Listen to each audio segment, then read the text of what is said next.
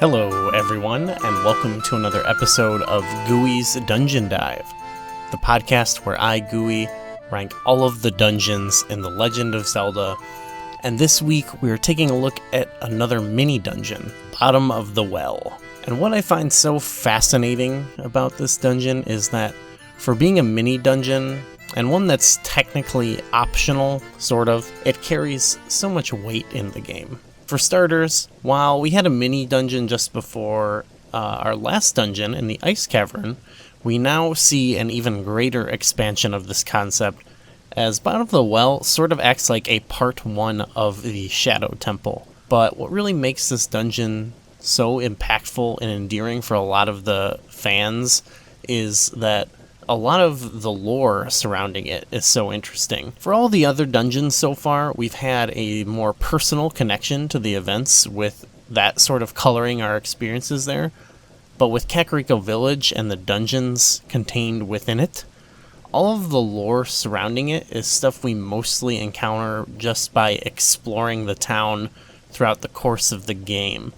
Much of it is known, or at least hinted at, as soon as we step foot in Kakariko. You've got all this teasing about the history of the Sheikah people and the Hyrulean royal family.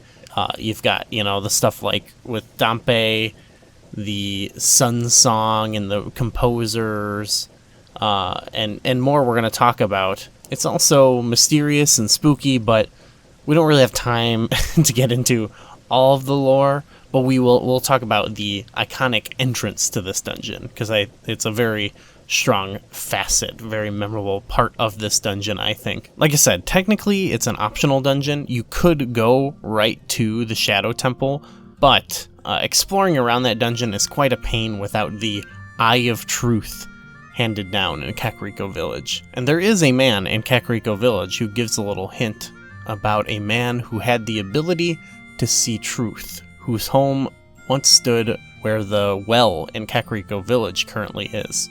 Now, the empty well seems to be sealed off to us, but that leads to one of the series' most iconic puzzles. Inside the windmill, we encounter a man who seems to be very angry about a kid who came in to the windmill years ago and played a song on his ocarina.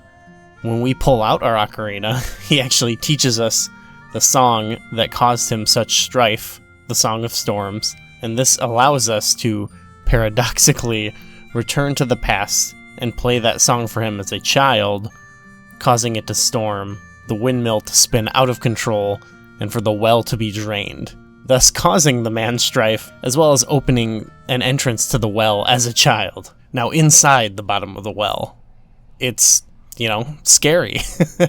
Of course, it makes you wonder about Hyrule's dark history and what the man who lived above the well was like. There's all these awful creatures crawling around, and it's hideous. What kind of rocks about this dungeon is that most of its locations are actually optional themselves.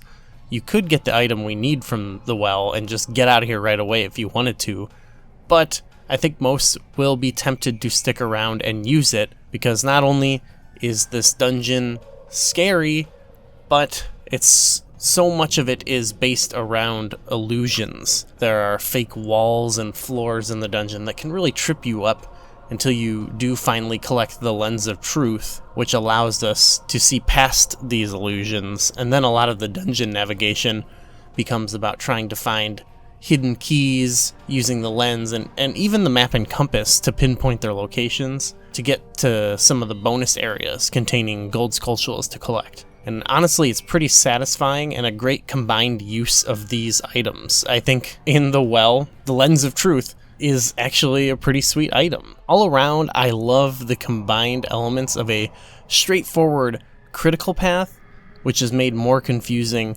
by all of these illusions, as well as optional and non-linear bonus portions of the dungeon. But we can't talk about Bottom of the Well and all its creepy, crawly enemies without talking about its ultimate monster, Dead Hand. Many people have talked about how this guy gave them nightmares when they were children, and I can certainly see it. I think I felt that too as a kid. This guy is one big, nasty, Resident Evil-looking monster with a big long neck, a huge jaw, disgusting skin. What scared me even more as a child was that to beat this guy, you actually had to put yourself in harm's way.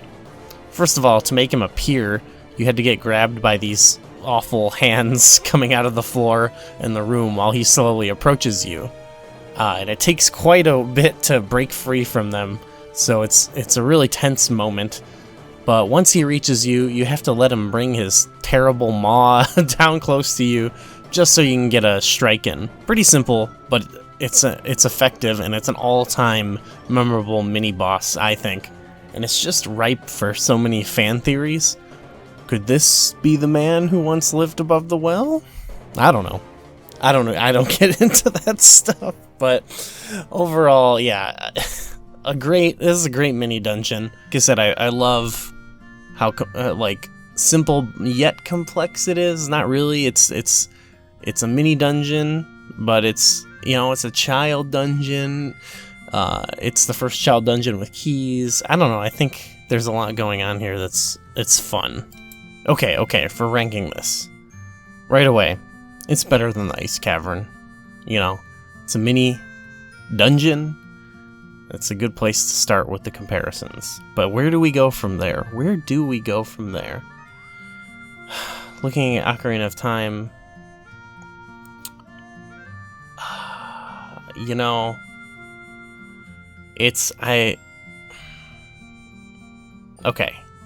it's not better than Dodongo's Cavern, I guess. I was a little bit disappointed by Dodongo's Cavern. I won't deny it. But I don't think I can put it better than that. So we'll focus in somewhere in this range. Let's just say. I do feel strongly about it though. So where do we want to go? Let's go from the bottom, I think. Right away with like the lion. Oh man, this is tough. These are actually very hard to compare because it is a short experience, but so are these, relatively speaking. So we talked about some of these a couple episodes ago, the lion and the demon and stuff like that. I think I can commit to it being above the demon at least. It's hard to compare, these things are. Maze Island Palace on the Sea had some good stuff going on. The Manji. What's like stuff I really like here? I do really like the Color Dungeon and the Eagle. Honestly, this is hard to place. Because it feels so much different than these.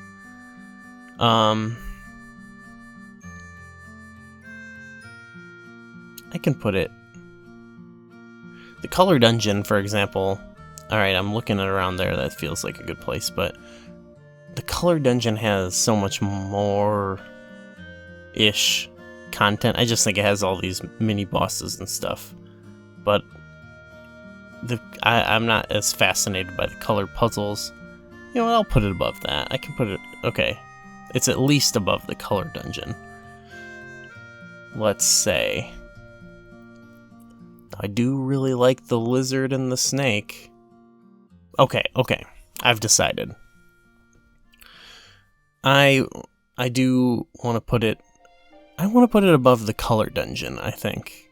Because that was one I ranked low, but I said it was cool for what it was. And, as being a optional dungeon. And I want to rank this one a little high, because it's a mini dungeon, but I feel like it deserves a lot of props for how cool it is and how memorable it is. And even within what it is, having some interesting design and exploration elements. So this is very hard. I was kind of all over the place. I re-recorded this a few times, and maybe I'll move it around, but yeah, let's go above the Color Dungeon. I feel like that represents it so well. And I actually think elements about it are still... Like, I think a lot of it... There's many elements about it that I think are cooler than some of the higher rated Ocarina of Dungeons, but you know, it's still, it is what it is. It's maybe if I combined it with Shadow Temple, that would maybe boost Shadow Temple. But it's not part of it. It's its own thing. So it is what it is. This is where it is. For now at least. So, you know, there's a little bit of non-linearity at this portion of the game, but since I said this was kind of a part 1 of the Shadow Temple, next week I'm just gonna do part 2 and do the Shadow Temple in its full proper presentation. So see you then.